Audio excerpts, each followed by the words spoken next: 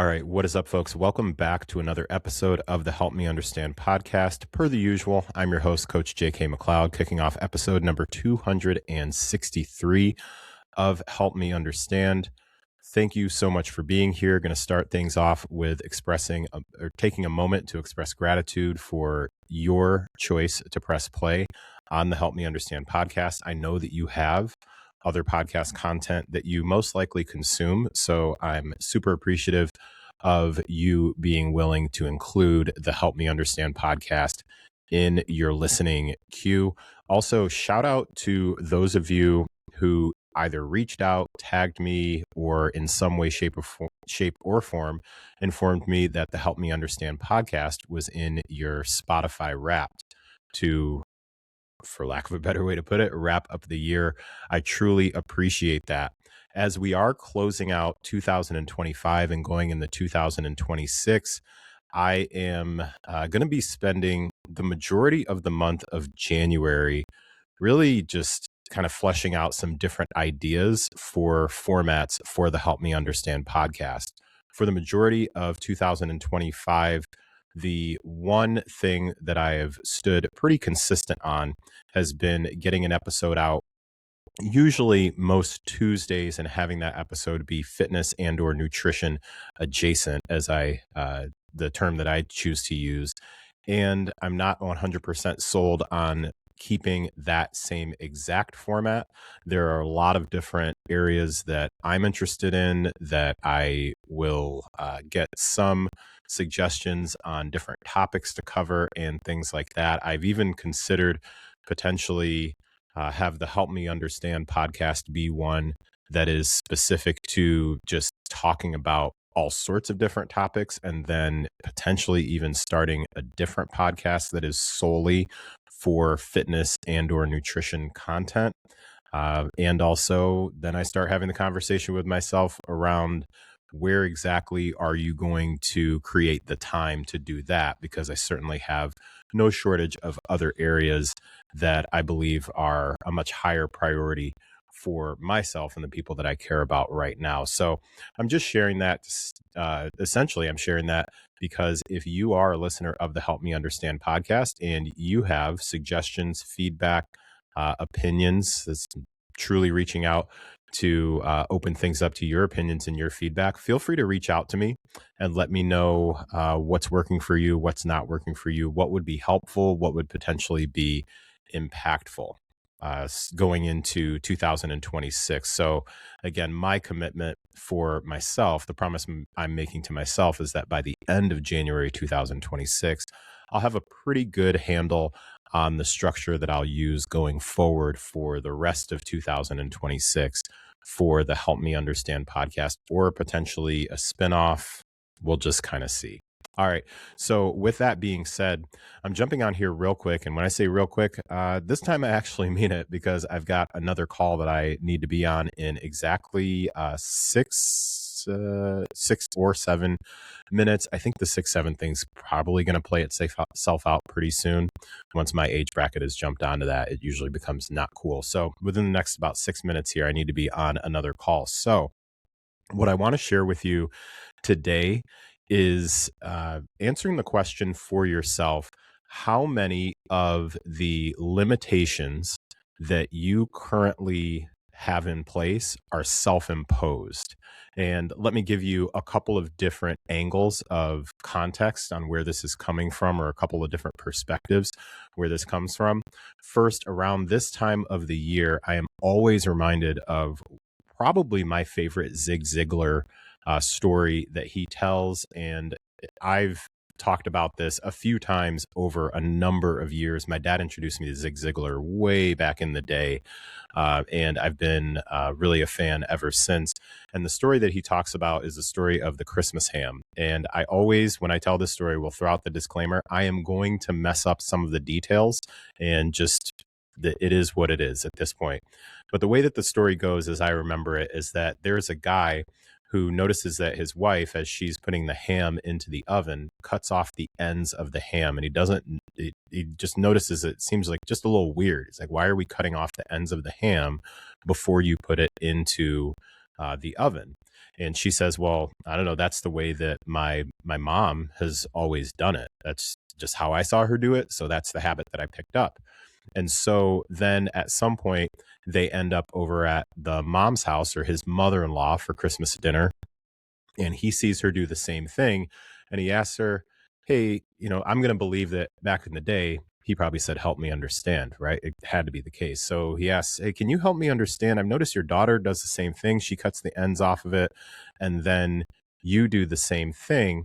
And she says, you know what? It's just a habit that I picked up from my mom. And what it turns out is that her mom, so the mother or mother-in-law's mother, first started doing that because they specifically had to cut the ends off of the ham because the oven that they were using was too small to fit the entire ham in.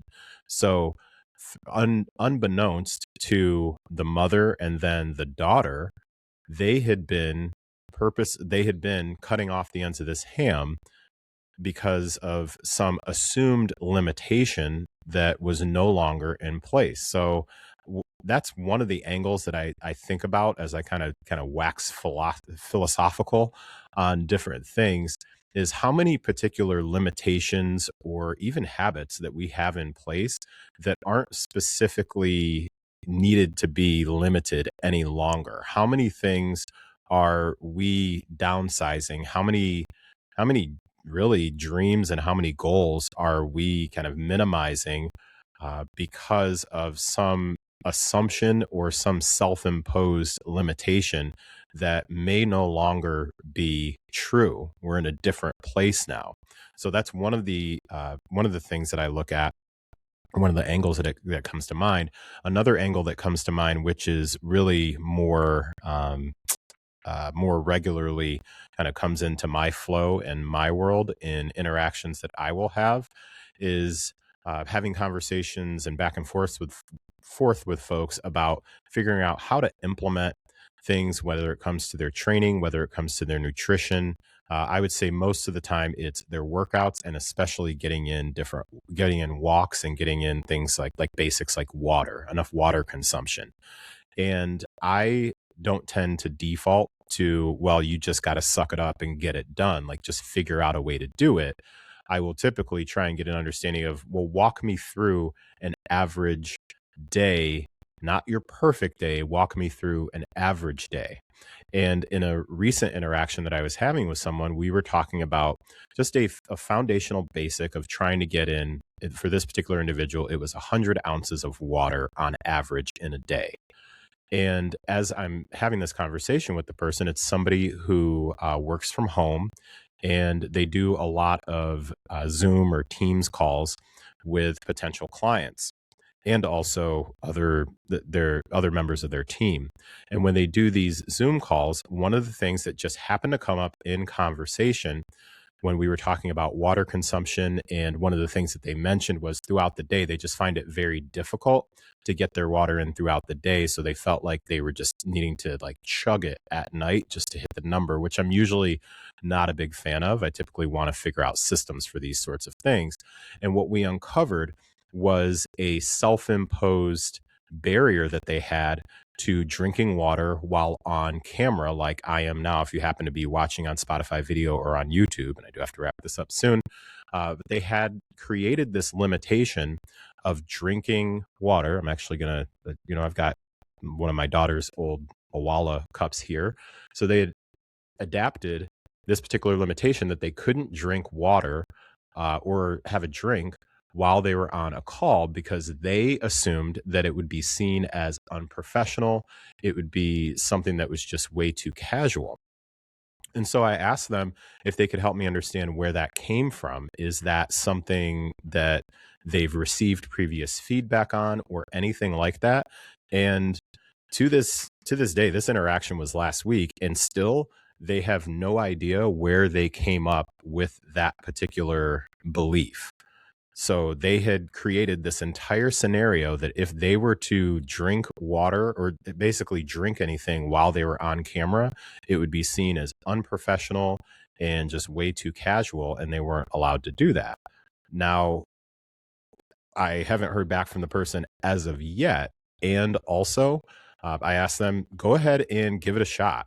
And, if your concern is that, it's something, again, this is one of my daughter's water bottles, so it's got like stickers and stuff like that all over it. I could absolutely see how if you are in a setting where you are trying to maintain a particular vision or appearance, that's the word I'm looking for, and a particular appearance, brand, vibe, that sort of a thing, then I can completely understand if you're not necessarily, like wanting to hold up a cup or a mug that has like somebody giving somebody the middle finger, or even depending on the type of clientele that you deal with, something that may be like overtly political, that's a sticker on a cup.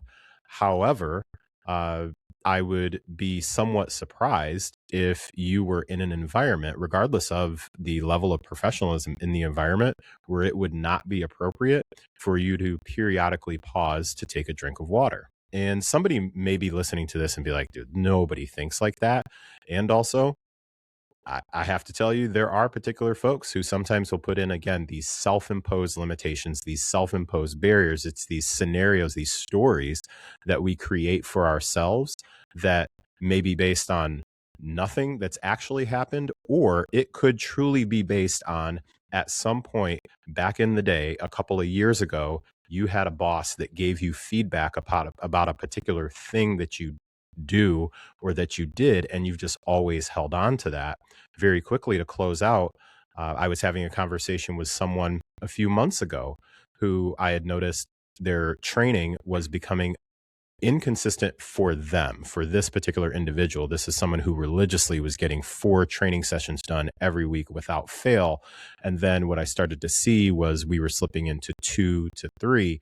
And as we were talking through that particular pattern, what came up is some previous comments that a coworker who was in a position of authority over this individual mentioned to them, that they thought it was a bad look that they would dip out an hour or hour and a half prior to the end of the quote unquote like end of the workday in order to go work out, when in fact this person had typically like worked through their lunches and all sorts of other things, and they just let that particular feedback, they held on to that and carried it with them throughout, while what it turns out most likely, it seemed like, is that that particular feedback was specific to one particular instance or individual or something along those lines. I don't remember all the details. However, once we kind of fleshed it out, what we realized is that we were holding on to a previous story. So that's what I want to end on here with you is, as you are thinking through, and not just thinking through, you are strategizing and you are implementing and putting in place things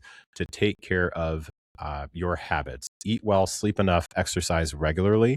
As you are thinking through, okay, well, what are some barriers? What are some limitations? What are some challenges? Take the time to flesh out, are these actual things or are these scenarios that I'm creating?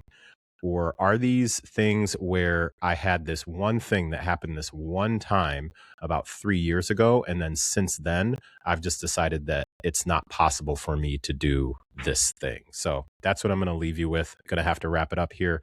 If you've listened to the end of this episode, then I truly appreciate you. Thank you so much for tuning in to another episode of the Help Me Understand podcast. Again, as I mentioned at the beginning of this episode, if you have comments, questions, anything like that about the future of the podcast with some structure that potentially would be really impactful for you, please feel free to reach out and let me know. All right, take care. Bye.